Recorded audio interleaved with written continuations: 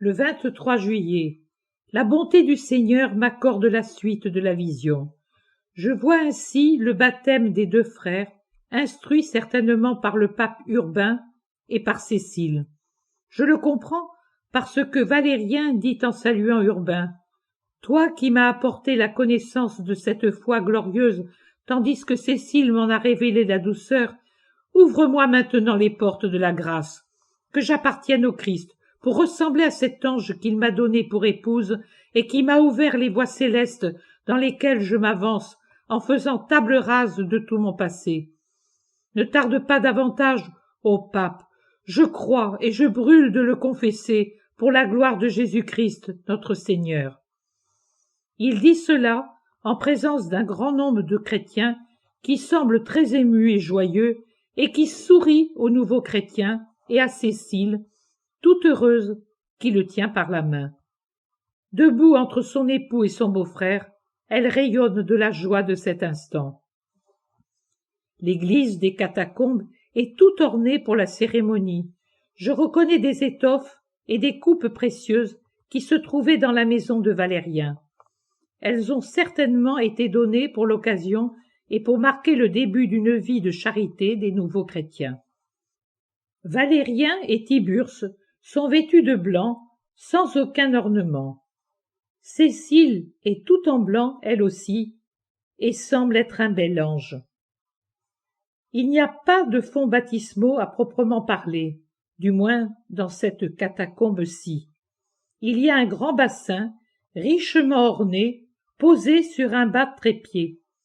Peut-être était-ce à l'origine un brûle-parfum dans quelque maison patricienne, ou bien un brûle-encens. Il fait maintenant office de fonts baptismaux.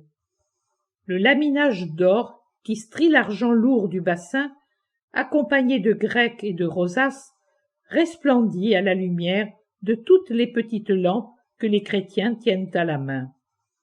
Cécile conduit les deux hommes près du bassin et reste à côté d'eux, tandis que le pape Urbain, se servant d'une des coupes apportées par Valérien, puise l'eau lustrale et la verse sur les deux têtes inclinées au-dessus du bassin, tout en prononçant la formule sacramentelle. Cécile pleure de joie, et je ne saurais dire où elle regarde précisément, car bien que ses yeux se posent d'un air caressant sur son époux sauvé, elle semble regarder au-delà et sourire à ce qu'elle est seule à voir. Il n'y a pas d'autre cérémonie.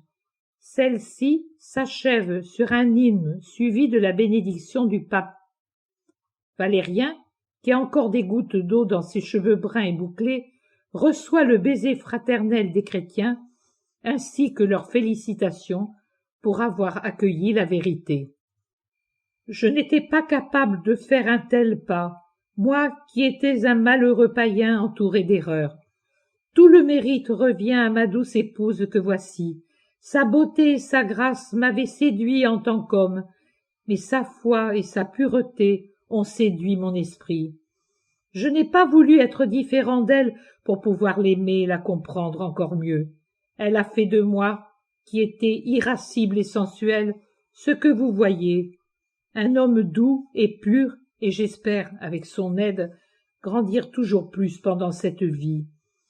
Désormais je te vois, ange à la pureté virginale, ange de ma femme, et je te souris puisque tu me souris. Désormais, je te vois, splendeur angélique.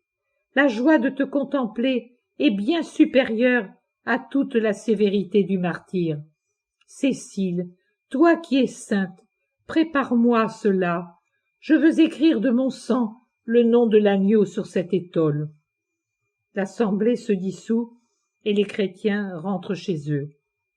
La maison de Valérien révèle de grands changements. On y trouve encore une riche foison de statues et d'objets, mais déjà en nombre très réduit, et surtout ils sont plus chastes. Le larraire et les petits braséros d'encens devant les dieux ont disparu. Les statues les plus impudiques ont fait place à d'autres objets sculptés qui représentent des enfants en fête ou des animaux, et donc apaisent l'œil sans offenser la pudeur. c'est une maison chrétienne. Bon nombre de pauvres sont rassemblés dans le jardin où les nouveaux chrétiens leur distribuent des vivres et des bourses contenant des oboles. Il n'y a plus d'esclaves dans la maison, mais des serviteurs affranchis et heureux. Cécile passe en souriant, heureuse. Je la vois ensuite s'asseoir entre son époux et son beau-frère, leur lire des passages des Saintes Écritures et répondre à leurs questions. Puis, à la demande de Valérien, elle chante des hymnes qui doivent plaire grandement à son époux. Je comprends pourquoi elle est la patronne de la musique. Sa voix est souple et harmonieuse, et ses mains courent rapidement sur la cithare, ou peut-être est-ce une lyre, en tirant des accords semblables à des perles qui tomberaient sur un cristal fin, ainsi que des arpèges dignes de la gorge d'un rossignol. Je ne vois rien de plus, car la vision s'arrête sur cette harmonie. Je retrouve Cécile seule, et je comprends qu'elle est déjà poursuivie par la loi romaine.